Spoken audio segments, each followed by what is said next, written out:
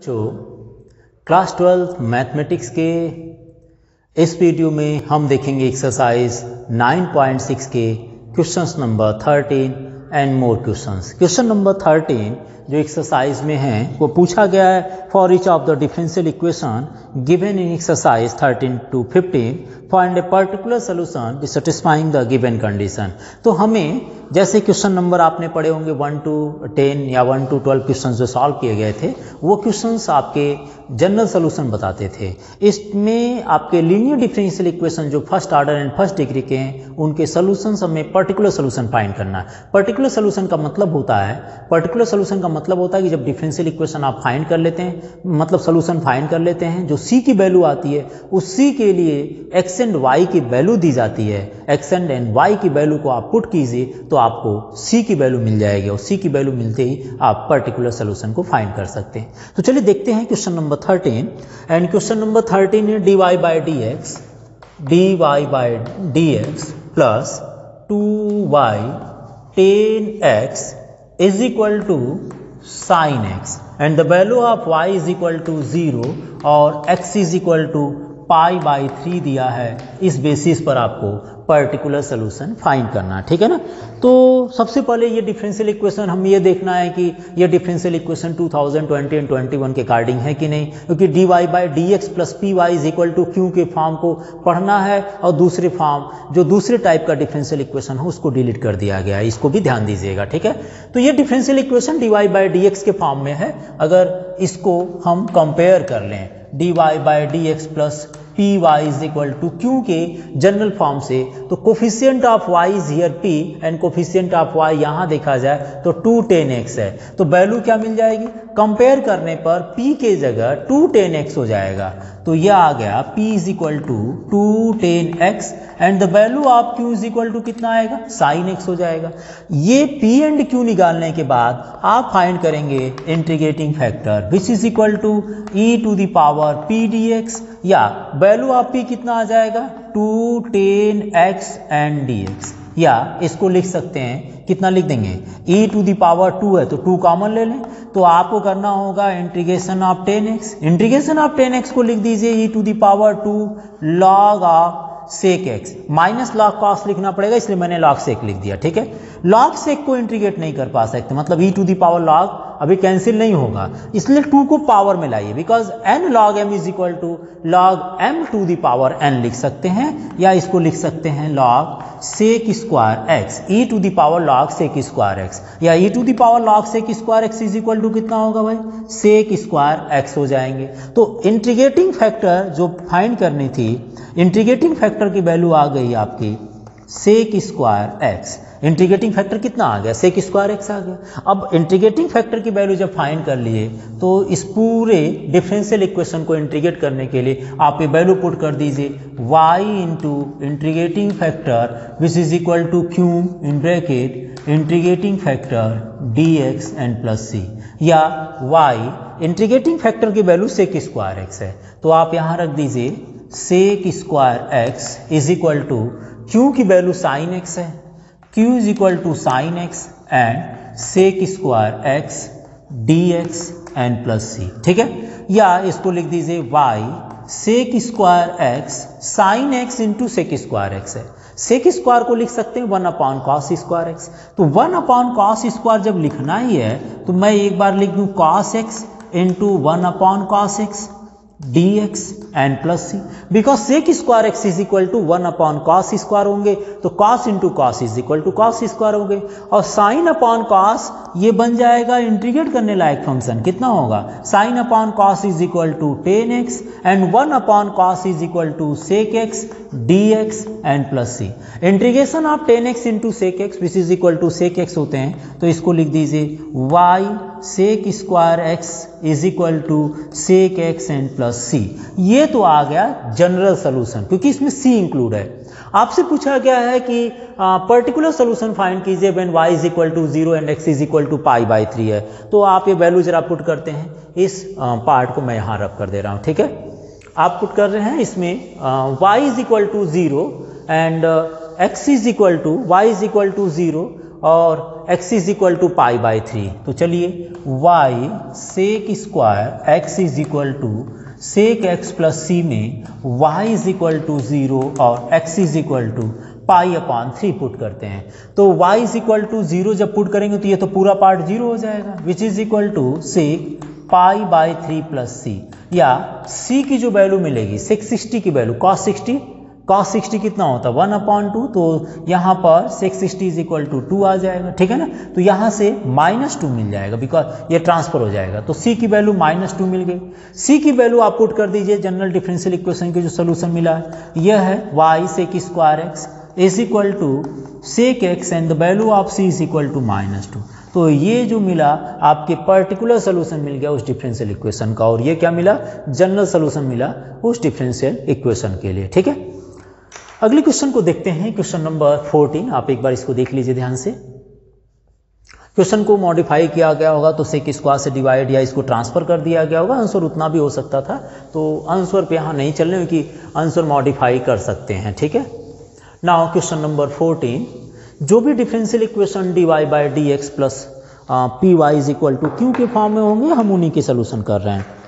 ये भी differential equation जैसे क्वेश्चन नंबर 14 भी दिया है, क्वेश्चन नंबर 14 है 1 plus x square and d y by D x plus 2xy is equal to 1/1 plus x square and where y is equal to 0 और लिखा है when x is equal to 1 हो तो y is equal to 0 मिला हो, और इस point पर आप इस डिफरेंशियल इक्वेशन के पार्टिकुलर सोल्यूशन को फाइंड करना, ठीक है। तो सबसे पहले dy बाई डी एक्स तो है, लेकिन dy बाई डी एक्स के साथ कोफिशिएंट 1 प्लस एक्स स्क्वायर है, इसलिए 1 प्लस एक्स स्क्वायर से इसको डिवाइड कर देते हैं 1 प्लस एक्स स्क्वायर, एंड यहाँ पर पूरे डिफरेंशियल इक्वेशन के जितने भी फंक्शंस हैं, जितने भी पार्ट हैं, सबको 1 प्लस एक्स स्क्वायर से डिवाइड कर रहे हैं कि dy बाई डी एक्स का कोफिशिएंट है वो, और dy बाई डी एक्स किसी भी कोफिशिएंट और किसी भी साइन से फ्री होना चाहिए। तो ये अब फ्री हो गए, और ये लिख सकते हैं dy by D x plus, इसको लिख दीजिए 2x upon 1 plus x square and y is equal to, देखिए 1 प्लस एक्स स्क्वायर अपॉन 1 कर दें तो 1 plus x square into 1 plus x square is equal to 1 plus x square का whole square हो जाएगा। और यह डिफरेंशियल इक्वेशन ये इस फॉर्म में हो गए dy by D x plus P Y is equal to Q के फॉर्म में। Now the value of p is equal to कितना आ जाएंगे 2x upon 1 plus x square और value of q is equal to 1 upon 1 plus x square का whole square. अब अगर integrating factor यहाँ अप्लाई किया जाए तो इंटीग्रेशन करना होगा, integrating factor is equal to e to the power p dx either e to the power p, value of p is equal to, देखिए इंटीग्रेशन करना होगा हमें 2x upon 1 plus x square, जो कि इंटीग्रेटिंग फैक्टर फाइंड करेंगे इसका, तो यह आ गया 2x upon 1 plus x square and dx। Let कर लेते हैं 1 plus x square is equal to t, तो 1 plus x square is equal to अगर t सपोज करते हैं तो differentiation of x square is equal to 2x dx is equal to dt आ जाएंगे। तो 2x dx is equal to dt रख दें तो इंटीग्रेटिंग फैक्टर आ जाएंगे e to the power dt upon 1 plus x square is equal to t, या इसको लिखा जा सकता है 1 अपॉन t का integration log t, and e to the power log x is equal to x हुआ करता है, इसलिए यहाँ पर t हो जाएंगे, और t की वैल्यू आपने सपोज किए थे 1 plus x square, so t is equal to 1 plus x square put कर दिया गया। अब इंटीग्रेटिंग फैक्टर की वैल्यू आ गई 1 plus x square. Now integration करना है तो इसके लिए y into integrating factor which is equal to q into integrating factor dx and plus c, either y integrating factor की वैल्यू 1 प्लस एक्स स्क्वायर है, तो इसको लिख दीजिए 1 plus x square and the value of q is equal to, q की value कितनी आ गई, q की वैल्यू हमारे पास है 1 अपॉन 1 प्लस एक्स स्क्वायर का होल स्क्वायर, या इसको लिख दीजिए 1 प्लस एक्स स्क्वायर का होल स्क्वायर, और इंटीग्रेटिंग फैक्टर की जो वैल्यू आई if की वैल्यू आ गई 1 plus x square dx and plus c, ये कैंसिल हो जाएगा, तो बच गया 1 plus y into 1 plus x square, और यहाँ से 1 अपॉन 1 प्लस एक्स स्क्वायर बचेगा बस, है ना, क्योंकि एक तो कैंसिल हो गया। तो 1 upon 1 plus x square with respect to d x, 1 upon 1 plus x square integration होता है टेन इनवर्स एक्स का। कितने का होता है? टेन इनवर्स एक्स का हो गया। ये जो मिला आपको, ये मिल गया जनरल सोल्यूशन मिल गया हमें क्या मिला? जनरल सोल्यूशन डिफरेंशियल इक्वेशन, इस डिफरेंशियल इक्वेशन का मिल गया। लेकिन हमें फाइंड करना है पर्टिकुलर सोल्यूशन, जिसके लिए कंडीशन दिया गया है। तो अगर हम इस कंडीशन को अप्लाई करते हैं तब क्या होगा? इसको देखिए, यहां से पी आप क्यू एंड पी निकाले थे आप, ठीक है। चलिए नेक्स्ट लाइन लिखते हैं। इसके बाद when x is equal to, next apply कीजिए, when y is equal to 0 and x is equal to 1 है। ये दोनों वैल्यू आप यहां पुट कीजिए। y is equal to 0 and x is equal to 1 put करेंगे तो ये पूरा लेफ्ट हैंड साइड आपका 0 हो जाएगा। Is equal to x is equal to 1 रख दीजिए, यहां पर कितना आएगा? Tan inverse 1 plus C, and tan inverse 1 की वैल्यू कितनी होती है? 0 is equal to tan inverse 1 की value π/4 n plus C, so c is equal to minus π/4, c is equal to minus π/4। General solution आपने फाइंड किए थे y 1 plus x square is equal to tan inverse x and c is equal to minus π/4। तो general solution के बाद ये आपका particular solution हो जाएगा क्वेश्चन नंबर 14 का, ठीक है। क्वेश्चन नंबर 14 का और लास्ट क्वेश्चन 15 इसी तरह से दिया गया है, उसको भी देख लेते हैं एक बार। क्वेश्चन नंबर 15, ठीक है, ओके। चलिए क्वेश्चन नंबर 15 देखते हैं। सारे क्वेश्चंस में जो डिफरेंशियल इक्वेशन दिए गए हैं वो डिफरेंशियल इक्वेशन ज़्यादातर dy बाय dx के हैं, फॉर्म के हैं, इसलिए कहीं प्रॉब्लम नहीं आएगी। एक ही टाइप के क्वेश्चंस बार बार पढ़ रहे हैं, ठीक है। Next question number 15 is dy by dx minus 3y cot x is equal to sin 2x when y is equal to 2 and x is equal to π/2 put करने पर y is equal to 2 मिला है, लिखा है ना, y is equal to 2 when x is equal to π/2। तो ये दोनों वैल्यू को हमें फाइंड करनी है। सबसे पहले differential equation dy by dx के फॉर्म में है, इसलिए ये आपके फॉर्म बनाएंगे dy by dx plus P Y is equal to Q के फॉर्म का है, इसलिए इसको हम इंटीग्रेट करेंगे, इसकी वैल्यू फाइंड करेंगे। तो p की वैल्यू क्या होगी? y को छोड़ दीजिए, इसमें y को छोड़कर और जो भी माइनस प्लस सब काउंट हो जाएगा। तो y को छोड़कर देखा जाए तो यहाँ पर p की वैल्यू माइनस 3 cot x हो जाएगी and the value of q is equal to sine 2x हो जाएगा। इंटीग्रेटिंग फैक्टर की बात करें, integrating factor is equal to e to the power p dx या e to the power minus 3 cot x and dx। e to the power minus 3 cot x dx हो गया। Minus 3 की बात कर रहे हैं तो इसको लिख सकते हैं if is equal to minus 3 common ले लीजिए, तो इंटीग्रेशन ओनली cot x का करना है, ठीक है ना। Integration cot x is equal to cos upon sine या log साइन लिख सकते हैं, तो इसको लिख दीजिए e to the power minus 3 log of sine x, ठीक है ना। e टू द पावर, देखिए cot x का इंटीग्रेशन log ऑफ साइन हो गया और माइनस 3 है, इसलिए इसको लिख सकते हैं e to the power log sine x to the power minus 3 लिख सकते हैं ना, बिकॉज माइनस 3 हो गया तो यहाँ n log m अप्लाई हो जाएगा। n into log m is equal to log m to the power n, और e to the power log x is equal to होता कितना है? log x हो जाता है। या इसको साइन की पावर माइनस 3 है, इसको लिख दीजिए साइन क्यूब x लिख सकते हैं ना, बिकॉज साइन x का होल क्यूब हो या sine to the power 3x हो, बात एक ही हो जाएगी, ठीक है ना। बस एंगल के पावर क्यूब मत कीजिएगा। तो sine x to the power minus 3 is equal to 1 upon sine x का होल क्यूब या sine to the power 3x। तो इंटीग्रेटिंग फैक्टर आपको मिल गया 1 upon sine cube x, 1 upon sine cube x। ये इंटीग्रेटिंग फैक्टर आ गया। अब इंटीग्रेटिंग फैक्टर होने के बाद आपको p एंड q को लेकर चलना है, तो इसके डिफरेंशियल इक्वेशन को सॉल्व करने के लिए हम अप्लाई करते हैं y into integrating factor which is equal to q into integrating factor dx and plus c। Either y integrating factor की value 1 upon sine cube x है, 1 upon sine cube x is equal to q की value आपके पास कितना है? Sine 2x है, q is equal to है sine 2x and integrating factor है 1 upon sine cube x dx and plus c। या 1 अपॉन साइन को आप लिखना चाहें तो लिख सकते हैं cosec of cube x and sine 2x को लिख दीजिए 2 sine x and cos x upon sine to the power 3x dx, ठीक है ना। साइन टू साइन कैंसिल कर लेते हैं तो बच जाए कितना, y cosec to the power 3x is equal to 2 cos x upon sine square x dx plus C. Let करते हैं, sine x is equal to t, then sine x का डिफरेंशिएशन कितना होगा, cos x dx is equal to dt, cos x dx is equal to dt। तो cos x dx is equal to dt होने पर ये पूरा part integrate करते हैं। यहां पर आपने इंटीग्रेटिंग फैक्टर और p एंड q की वैल्यू लिखे हुए हैं, ठीक है।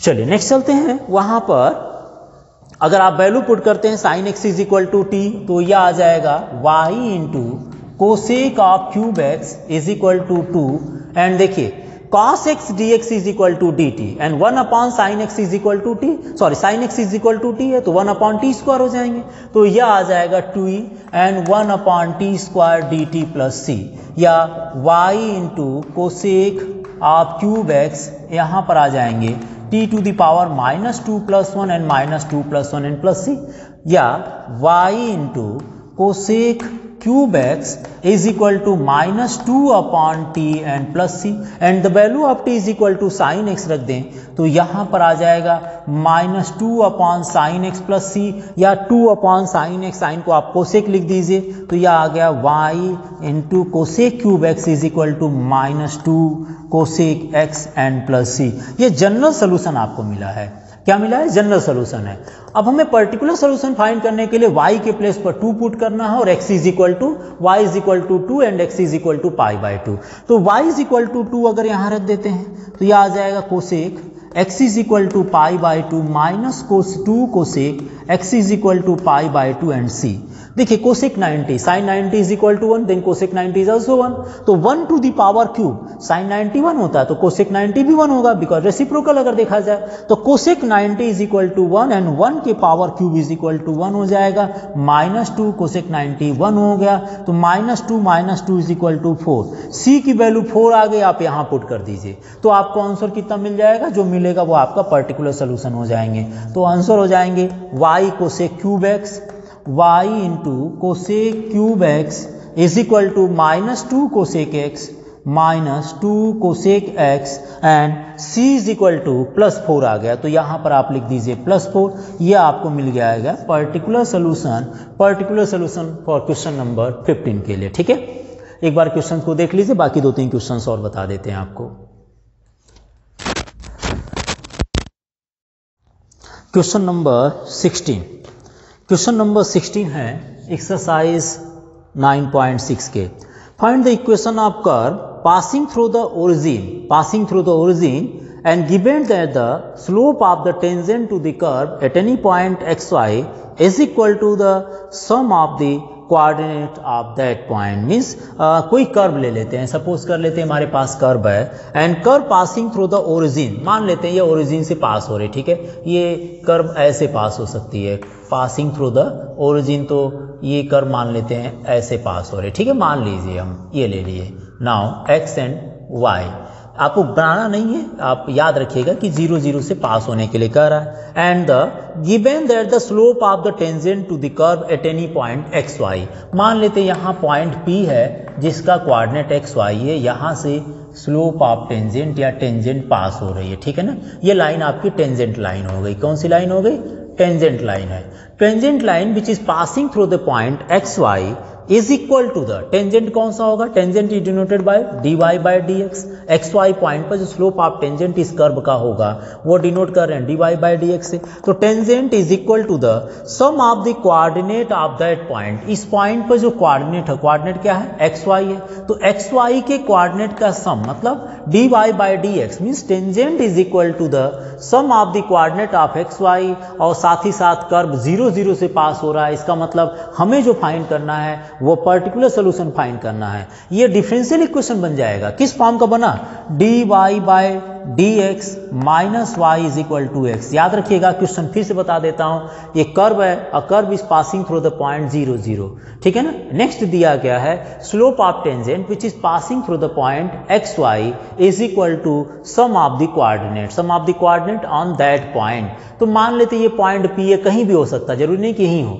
ये पॉइंट जो एक्स वाई पॉइंट है, इससे जो स्लोप ऑफ टेंजेंट पास हो रहा है वो टेंजेंट आपका dy बाई डी एक्स है। Slope of tangent is denoted by dy by D X which is equal to coordinate of that point. इस पॉइंट पर जो कोऑर्डिनेट हुआ है एक्स वाई है, इस कोऑर्डिनेट के इक्वल है। तो यहां से आपको डिफरेंशियल इक्वेशन मिल गया, हम लीनियर डिफरेंशियल इक्वेशन, और इसको आप कंपेयर कर लीजिए P Y is equal to Q से। तो आपको P की वैल्यू मिल जाएगी कितनी, -1 मिल रही। देखिए P इज इक्वल टू -1 और Q is equal to x मिल गया। अब यह डिफरेंशियल इक्वेशन आपको सॉल्व करना है। तो यहां से सबसे पहले integrating factor which is equal to e to the power p dx होता है ना, e to the power p and p की वैल्यू -1 है, तो यहां से e to the power -1 and dx -1 का इंटीग्रेशन x हो जाएगा। तो integrating factor e to the power -x मिल गया। अब इंटीग्रेटिंग फैक्टर मिलने के बाद आप इसकी वैल्यू पुट करेंगे y into integrating factor in bracket q into integrating factor dx plus c। Either y integrating factor की value e to the power -x and q की वैल्यू x हो गई, तो यहाँ रख दीजिए x इंटू इंटीग्रेटिंग फैक्टर की value e to the power -x dx and plus c। अब यहाँ पर आइलेट अप्लाई करनी पड़ेगी, यह पूरे एक्सरसाइज आइलेट बेसिस पर है, फर्स्ट एंड सेकंड मान लेते हैं, ठीक है ना। y into E to the power -x, so integration x into E to the power -x minus integration and differentiation of x into E to the power -x dx and total dx plus c, या y into E to the power -x integration of e to the power -x is equal to minus e to the power -x minus integration differentiation of x is 1 and integration is equal to minus e to the power -x dx and plus c। ये dx बचेगा, ठीक है। तो ये लिखा जा सकता है y into E to the power -x and minus x E to the power -x, तो माइनस माइनस प्लस हो गया, माइनस माइनस प्लस हो गया, तो ये आ गया plus and integration of E to the power -x and dx। Same फिर से लिखा जाए y into E to the power -x minus x E to the power -x and E to the power -x का integration E to the power -x plus c बच गया। अब इसमें हमें ये जो डिफरेंशियल इक्वेशन था उससे हमने जो इक्वेशन फाइंड की है, ये इक्वेशन आपके पासिंग हो रहा है 0 0 पॉइंट से। जब 0 0 पॉइंट से पास होगा तो आप x एंड y के प्लेस पर 0 0 पुट कर लीजिए, ठीक है ना। तो यहाँ पर पुट कीजिए x is equal to 0 and y is equal to 0। तो 0 0 जब पुट करेंगे तो ये 0 आ जाएगा, बिकॉज यहाँ 0 रखते पूरा 0, ये भी 0, बस ये बचेगा, है ना। ये 0 हो गया minus E to the power 0 and plus c। किसी भी नंबर के पावर 0 अगर कर देते, -0 का मतलब 0 हो गया, तो इसकी वैल्यू कितनी हो जाएगी 1, तो -1 मिल जाएगा। -1 को ट्रांसफर कर लीजिए, c की वैल्यू +1 मिल गई। c की वैल्यू आप पुट कर दीजिए, तो यह आ गया y into E to the power -x, और आप इसको ट्रांसफर करना चाहें तो इसको ट्रांसफर कर लीजिए, plus x into E to the power -x minus is equal to कर देते हैं minus E to the power x and +1। आप चाहें तो E to the power x को ट्रांसफर करते चलिए तो 1 के साथ हो जाएगा, या इसको लिख सकते हैं y plus x is equal to E to the power minus है, सबको डिवाइड कर रहे हैं, तो यह आ गया -1 plus 1 upon E to the power -x। अगर E to the power -x से हर एक पार्ट को डिवाइड करते हैं तो यह आ गया x plus Y plus 1 and E to the power plus x, ये भी आ सकता है आंसर। तो डिफरेंशियल इक्वेशन से हमने इक्वेशन फाइंड की जो 0 0 से पास हो रहा है और जिसका स्लोप ऑफ टेंजेंट जो बन रहा है वो आपके equal to sum of coordinate से हो जा रहा है, ठीक है। नेक्स्ट चलते हैं क्वेश्चन नंबर 17, जो कि एक वर्ड प्रॉब्लम है, इसको एक बार देख लीजिए, रब कर देते हैं, ठीक है। क्वेश्चन नंबर 17 इसके बाद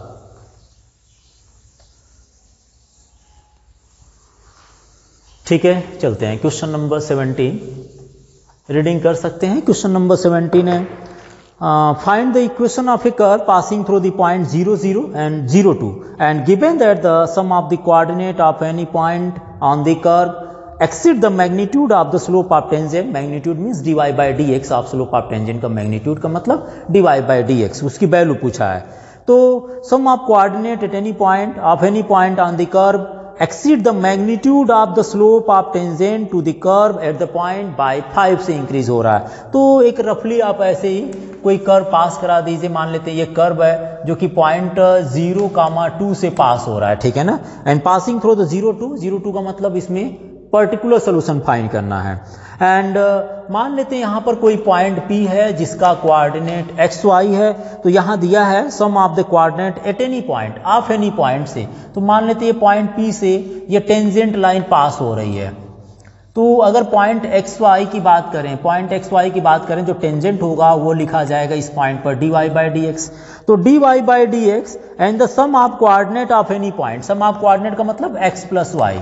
चलिए अच्छा जी, x plus y sum of coordinate at any point means x plus y exceed the magnitude of the slope of tangent by 5, ये 5 ज्यादा बन रहा है, means sum of coordinate at any point x Y point पर जो इसके coordinate बनेंगे उस कोऑर्डिनेट का सम कितना होगा x प्लस वाई। तो ये जो है dy by D x means magnitude of slope of tangent से इससे ये 5 ज़्यादा है, तो इसमें हम 5, अगर ये 5 मोर देन है तो इसमें प्लस 5 मोर देन कर दीजिए, ठीक है। और इसके बाद हम ये डिफरेंशियल इक्वेशन फाइंड कर सकते हैं। तो यहाँ से लिखा जा सकता है dy by D X is equal to X plus Y minus 5, या dy by dx minus Y is equal to X minus 5। Now इसको कंपेयर कर लीजिए, general differential equation of the order dy by dx plus P Y is equal to Q से, तो value आपकी कितना मिल जाएगा, p इज इक्वल टू -1 मिल जाएंगे। p इज इक्वल टू कितना होगा -1, p is equal to -1 and q is equal to x minus 5। Integrating factor find किया जाए तो if is equal to e to the power p dx either e to the power -1 dx या e to the power -x। इसको लिख सकते हैं y into integrating factor is equal to q into integrating factor dx and plus c, या y integrating factor की value e to the power -x है और q की वैल्यू आ गई कितना, x minus 5 and e to the power -x dx plus c। तो यहाँ पर तो एल्जेब्रिक और एक्सपोनेंशियल हो गए, आइलेट अप्लाई करनी पड़ेगी, तो हम एक काम करते हैं, इसको पूरा फर्स्ट मान लेते हैं, इसको सेकंड, ठीक है ना। या आप इसको एक काम कीजिए, थोड़ा सा और इजी कर सकते हैं, y e to the power -x, यहाँ x e to the power -x का इंटीग्रेशन कर लेते हैं और -5 integration of e to the power -x, ये आराम से इंटीग्रेट हो जाएगा। तो इसको हम 2 पार्ट में कर लिए, ठीक है ना। इसमें हम इसको फर्स्ट मान सकते हैं, इसको second. x e to the power -x का इंटीग्रेशन अलग से कर लेते हैं, टेक कर लेते हैं इसको बाहर, ठीक है ना। और x e to the power -x dx के लिए इसको फर्स्ट मान लीजिए and the second part. So x integration of e to the power -x dx minus integration and the differentiation of x into integration of -x dx and plus c हो जाता है। तो c तो हमें use करना नहीं है, ठीक है ना। तो ये आ जाएगा x e to the power -x का इंटीग्रेशन माइनस आ जाएगा -e के power -x minus differentiation of x is 1, e के पावर -x का इंटीग्रेशन माइनस में होगा तो माइनस माइनस प्लस, और फिर से एक बार e के पावर -x का इंटीग्रेशन करना होगा, तो कुल मिलाकर ये आ जाएगा, आप देख सकते हैं। तो इंटीग्रेशन ऑफ x e के power -x dx is equal to -x e to the power -x and -e to the power -x आ जाएगा, ठीक है ना। तो ये वैल्यू आप यहाँ पुट कर लीजिए और इसको आप रब कर देते हैं क्योंकि डिफरेंशियल इक्वेशन 0,2 से पास हो रहा है।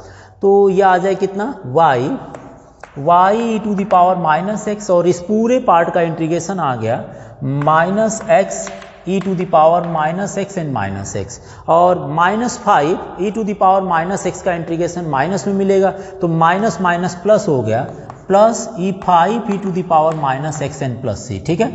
अब इसमें आप और सॉल्व करना चाहें तो ये लिख सकते हैं -x e to the power -x and 5 - 1 is 4 e to the power -x plus c। ये आपको मिल गया, उस कर्व का इक्वेशन मिल गया जिसको हम बोलते हैं जनरल सोल्यूशन, ठीक है। अब आप जनरल सोल्यूशन जो आपके पास हो रही है, वो कर्व जो पास हो रहा है वो 0 एंड 2 पॉइंट से पास हो रहा है। तो जब 0 2 से पास होगा तो x is equal to 0 and y is equal to 2 put कर लीजिए।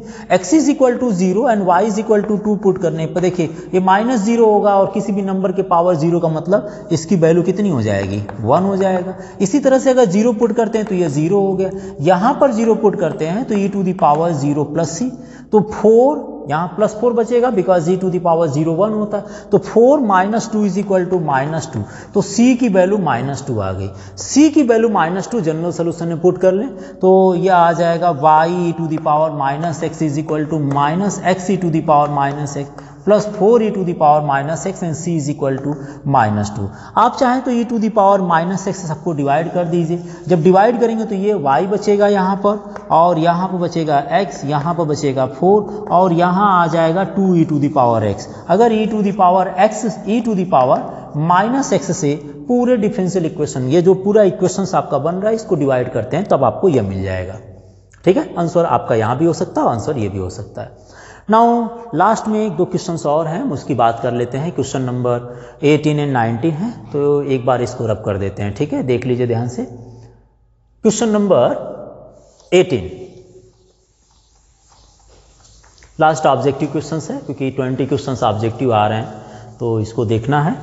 क्वेश्चन नंबर 18 है, the integrating factor of the differential equation आपसे पूछा ओनली, ये तो सिंपल क्वेश्चन है। Differential equation x dy by D x minus Y is equal to 2x square है, आप x से डिवाइड कर दीजिए, तो डिवाइड करते ही ये बन जाएगा dy by D x plus -1 upon x लिख देते हैं इंटू y, और इसको कैंसिल कर लीजिए, 2x हो गया। आपसे इंटीग्रेटिंग फैक्टर पूछा है तो आप सबसे पहले general differential equation, linear differential equation से कंपेयर कर p की वैल्यू फाइंड कर लीजिए।